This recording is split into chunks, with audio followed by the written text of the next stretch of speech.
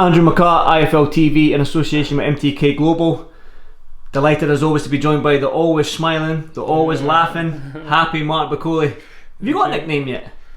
Martin Bakole. Just Martin Bakole? I think we should call him Happy. Happy Martin Bakole, how's that? My first name, they give me the next King of Scotland, but no. The next King of Scotland? Yeah. Who was that? Idi Amin, wasn't it? I forget that, yeah. Yeah, Idi Amin was the next King of Scotland. Well, that's what we call you, the next King of Scotland. Of course, yeah, I love that. You like that? That's your name. Well, Martin, you were meant to be fighting this Saturday night.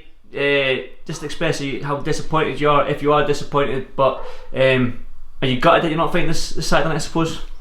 Yeah, very disappointed, like you say. You know, I prepare hard for this fight. You've been coming down to see how I'm preparing in the gym.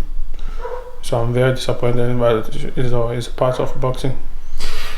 The shining light, I suppose, if there is a light at the end of the tunnel, is that you might get the Sergey Kuzmin fight in September. Now, obviously, that fight was called off because of obviously personal issues with Kuzmin.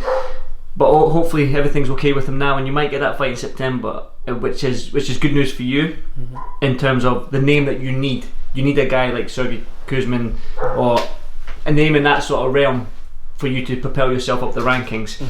Is that the fight you want next? Is that the fight you're hoping for as the Sergey Kuzmin fight? Yeah, anyway, like I always say, I want the best. So to be the best, you need to fight the best guy.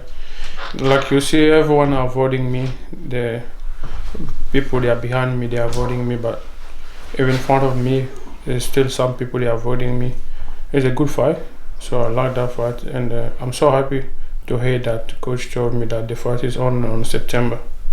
I'm so happy, ready to go. There you go. Yeah. Definitely. It's got a long training camp for you. Long. You know, since my last fight was in November 2019. So I'm close to 1 year.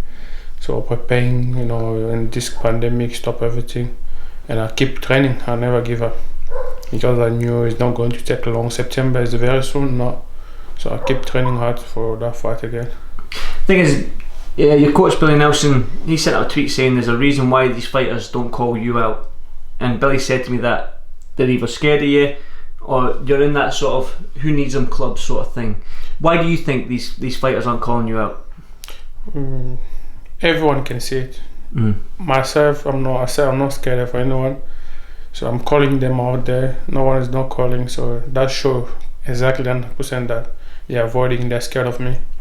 So you can not having any commentators or comment on that. So they're avoiding me, they're scared, they know why. You know, we have nice top heavyweight here in the UK, in America. Why I'm struggling? Why they're looking someone's coming from Polish, from Russia? Why they're avoiding? Always good fight for the fun. Is that frustrating for you, the fact that they're flying in opponents from America and Poland and Russia, but you're here, you're in the UK, you're ready to fight? Of course, so why wouldn't they give you the fight? Is that frustrating for you? It's not like I'm in Congo, I need to take a flight to come over here. I'm here, and people here, they don't want to fight me. Billy's you've got a car. Billy, you can travel. Car? You've got a car, right? You can travel. We've travelled thousands of miles this month. Thousands, yeah. Like you said, you know. But I always give time to time. I know everything will be. It's not. It will be a moment. They will not run anymore. So like it or not, I'll fight you. You can't run forever. Yeah, you can. You'll run for now, but 1-2 years, I'll catch you. Definitely. Yeah. The thing is, though, if it is Sergey Kuzmin in September and you get the win, you get the victory, do you think you need to be more? Like we said, me and Billy spoke off camera that boxing's a business sometimes before it's a sport. So if you beat Sergey Kuzmin or whoever it may be in September, do you think you need to be more outspoken in terms of like calling people out rather than just saying I'll fight anybody? Do you think you need to be like, I want Daniel Dubois, I want Joe Joyce, I want Hughie Fury, I want this guy, I want that guy? Do you think you need to do that from now on, going forward? To be honest to you, this is last time that I'll call people out, name them, because all the video we do, everything I always call them out. No one is responding, so I can't see any benefit for me to start to keep calling out. I have my manager, I have promoter, so they are their job to do, and they know I want the best. Me, I was waiting for after this Kuzma fight. I'll beat him, and I want maybe Michael onto a rematch. But his luck is not anymore with Eddie. But even in America, if you want the fight, I'll go over there. Anyway, you will say yes, And this is last time for me to start calling, mention the name. No, because as this is like I'm doing publicity for them, they're avoiding is no one answering, so I don't see it impossible to keep staying, calling their name out there. Just keep quiet. I'm intrigued by the Michael Hunter comment there. Does that eat away at you, the fact that you lost? Because we know that there was sort of like issues with you and stuff like that, personal issues back home, blah blah blah blah. And I know fighters and coaches and people don't want to make excuses. They don't like making excuses, but does that loss eat away at you? Is that something you want to put right before you move forward? No, I always want that fight. People, they can say what they can say. Maybe some people watch it on TV. Some people that was not there. The reality is only me and my coach, we know that. So I can't say an excuse. It's already happened. But I'm asking that rematch, so I know myself. I'll ask that rematch to fix my mistake, my only mistake. Not people's mistake. People, they can talk, they can say what they see, but I know myself what happened in that fight. So I want to fix that mistake. Even Michael, he know himself. In a rematch, he will not survive. Maybe.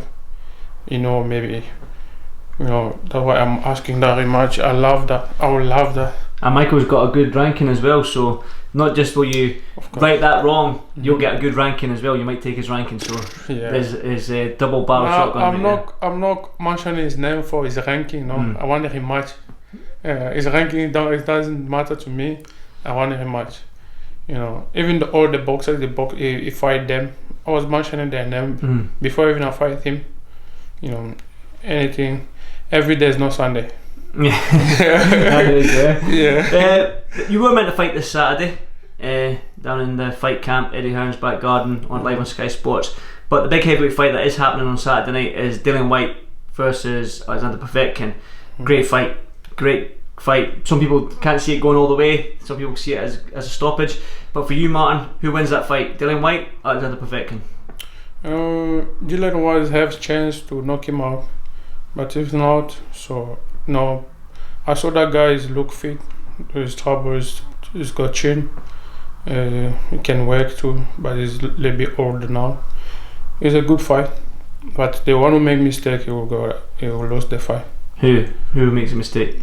Do you think Dillian can make mistake, and the Rush guy can make mistake? If you let Dillian open from his left hook, he can get knocked out like he get it from Joshua.